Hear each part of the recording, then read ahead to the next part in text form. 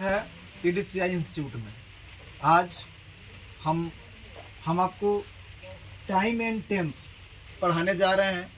बच्चे लोग के डिमांड पर आज स्टार्ट कर रहे हैं टाइम एंड टेंस, जो कि क्लास 12th में ग्रामर में पढ़ना होता है।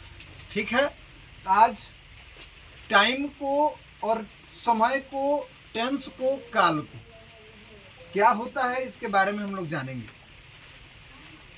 एक्चुअली में टेंस एक प्रकार का टाइम ही होता है।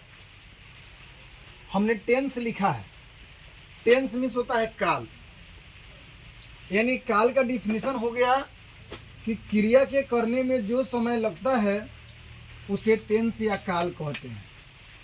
ठीक, जैसे कि मैं पढ़ रहा हूँ, एक प्रकार के काम ही कर रहे हैं, हम पढ़ रहे हैं।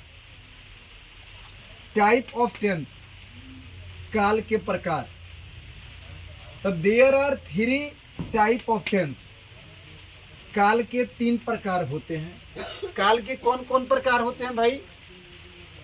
तो 1 नंबर में प्रेजेंट टेंस यानी वर्तमान काल। 2 नंबर में पास्ट टेंस भूतकाल। 3 नंबर में आता है फ्यूचर टेंस यानी भविष्यत काल। ये तो टेंस 3 प्रकार की हो गई, प्रेजेंट, पास्ट और फ्यूचर। तो सर बताइए हमें कि प्रेजेंट टेंस किसे कहते हैं ना। तो बाबू यहाँ आइए, 1 नंबर में आइए, प्रेजेंट टेंस किसे कहते हैं?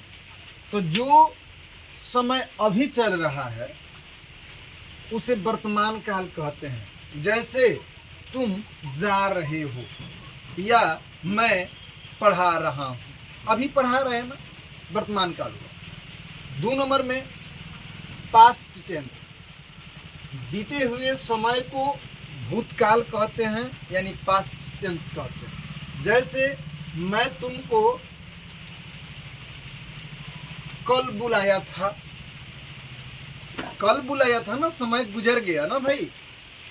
3 नंबर में आइए, फ्यूचर टेंस, आने वाले समय को भविष्यत काल कहते हैं। जैसे जो काम भविष्य में होगा या होने वाला है उसको भविष्यत काल कहते हैं। जैसे मैं तुमको कल बुलाऊंगा यानी भविष्य की बात है। उसके बाद आएंगे हम टाइप ऑफ प्रेजेंट टेंस यानी वर्तमान काल के प्रकार हम पढ़ेंगे। तो देखो, there are 4 type of present tense. वर्तमान काल के 4 प्रकार होते हैं। कौन कौन होते हैं ध्यान दीजिएगा। प्रेजेंट इंडेफिनिट टेंस, इसका 2 गुना, और सिंपल प्रेजेंट टेंस, इसको हिंदी में कहते हैं सामान्य वर्तमान काल। ठीक है। 2 नंबर में प्रेजेंट इम्परफेक्ट टेंस या प्रेजेंट कंटिन्यूअस टेंस या प्रेजेंट प्रोग्रेसिव टेंस, हिंदी में कहेंगे अपूर्ण वर्तमान काल। 3 नंबर में आइएगा प्रेजेंट परफेक्ट टेंस, पूर्ण वर्तमान काल।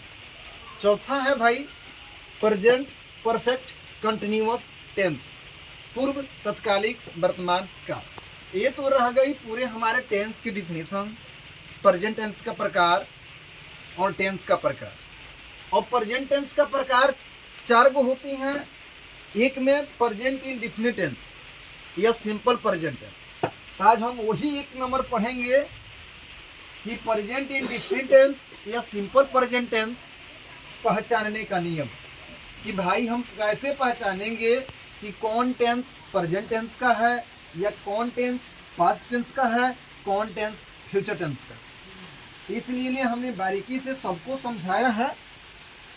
प्रेजेंट टेंस पहचानने का नियम होता है कि जिस हिंदी वाक्य के क्रिया के अंत में ता हूं, ती हूं, ते हैं, ती हो, ते हो, ता, ती है इत्यादि, अगर ये चीजें कोई भी शब्द के अंत में अगर ये चीज आती हैं तो आप उसको सिंपल प्रेजेंट टेंस कहो या प्रेजेंट इंडेफिनिट टेंस कहो। ठीक है ना। इत्यादि लगा हो तो उसे प्रेजेंट इंडेफिनिट टेंस के अंतर्गत अध्ययन किया जाता है। जैसे एग्जाम्पल में आप ले लो, मैं पढ़ता हूँ, आई रीड, ठीक है। तुम पढ़ते हो, यू रीड। अब इसका स्ट्रक्चर क्या होता है भाई, आप यहाँ पे स्ट्रक्चर भी लिख सकते हो, आप स्ट्रक्चर भी लिख सकते हो या मेकिंग ऑफ रूल लिख सकते हो। यानी किसी भी चीज को बनाने का तौर और तरीका तो चाहिए ना सर, तो उसको हमने मेकिंग ऑफ रूल के तरह समझाया है, स्ट्रक्चर के रूप में हम आपको समझाए हैं। दो विधियां करके बताए हैं, सब्जेक्ट प्लस वर्ब में एस या ईएस प्लस ऑब्जेक्ट, या सब्जेक्ट प्लस वर्ब में वर्ब 1 या वर्ब 5 प्लस ऑब्जेक्ट, ठीक है ना। अब नोट में हमने बता दिया आपको कि ही, सी, इट तथा नेम के साथ एस या ईएस लगता है, परंतु बाबू ये वर्ड बहुत खतरनाक होती है ना, बट परंतु आने जाने के लिए टू लगता है। अगर कहीं से कोई आ रहा है या कहीं जा रहा है, उसके संबंध में हम टू लगाते हैं। अगर वर्ब में vowel A, E, I, O, you आए तो उसके साथ ईएस लगेगा।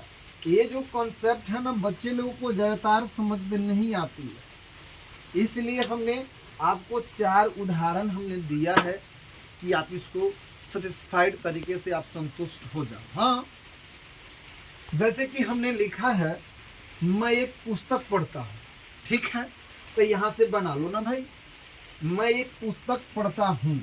बनाने का नियम कहता है पहले सब्जेक्ट, तो सब्जेक्ट तो मैं ही है, तो मैं का हमने वर्ड लिखा है आई।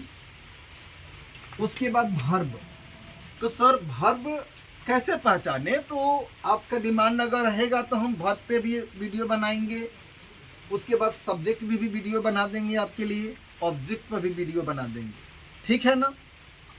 तो ध्यान दो, पहले सब्जेक्ट लिख दोगे ना, तो सब्जेक्ट मैं एक पुस्तक पढ़ता हूँ, इसके लिए सब्जेक्ट मैं ही हूँ, तो आई लिखा। उसके बाद कहता है कि वर्ब, वर्ब का मतलब होता है जिसके अंतिम में ना होता है ना, वो जो क्रिया काम करता ही नहीं है, उसको वर्ब कहते हैं भाई, ठीक है। तो ये पढ़ना, पढ़ना एक प्रकार का काम करना होता है, तो पढ़ना का अंग्रेजी रीड होता है। उसके बाद एक का एक हमने लिख दिया है और बुक का बुक लिखा हुआ, यानी आई रीड ए बुक, मैं एक पुस्तक पढ़ता हूँ। उसके बाद इसमें एस या एस कुछ नहीं लगा ना भाई, तुम स्कूल जाते हो, ध्यान दो, बनाने का नियम सब्जेक्ट हो ना भाई, यू, यू, उसके बाद जाना, तो जाना का गो, आने जाने के पता करिए, आने जाने के लिए हम टू लगाते हैं ना भाई, तो टू लगाया है। कहाँ जा रहा है भाई, वो स्कूल जा रहा है, हमने स्कूल लगाया, ठीक है। उसके बाद आइए, ये जो दो टर्म है ना भाई, इसको समझना है। वह एक पुस्तक पढ़ता है, तो याद करिए नोट में ही, सी, इट रहता है ना, तो उसके साथ एस या एस लगता है। लेकिन अगर कोई vowel A, E, I, O, you रहता है, तो उसी के साथ हम एस भी लगाते हैं ना भाई। आइए, वो एक पुस्तक पढ़ता है ना भाई, तो ही, देखिए ना, ये इंडिकेट कर दिया ना सर, हो गया, तो ही आ गया, तो वर्ब के साथ एस लगेगा, ही रीड्स ए बुक। जैसे कि राम स्कूल जाता है, तो सब्जेक्ट राम है, जाता है, आने जाने के लिए एस लगाएं, क्योंकि बाउल में एस है, ये है, वो है। चलिए, तो राम गोज टू स्कूल, बनाने में ध्यान दीजिए, यहाँ पे सब्जेक्ट हमने लिखा, उसके बाद वर्ब को हमने सेटिस्फाइड किया, आने जाने के लिए टू लगाया, इसी के साथ वर्ब में एस लगाया है, उसके बाद स्कूल ऑब्जेक्ट लगाया।